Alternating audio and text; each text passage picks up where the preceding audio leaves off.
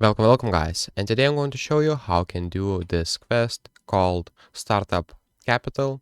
So what you'll need to do is basically kill one enemy in outside and extract from ground zero. So basically if you do both these tasks, what you'll need to do is go to outside and find the wood.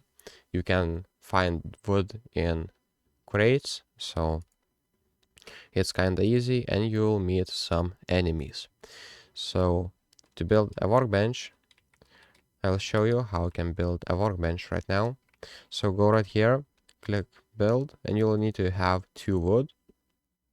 So just move and rotate the structure how you want and build where you want the workbench. And as you can see, now it is built. The workbench is ours.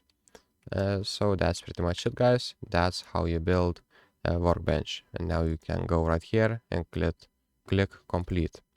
So if this video was helpful, please make sure to comment down below for the algorithm, and see you in the next one.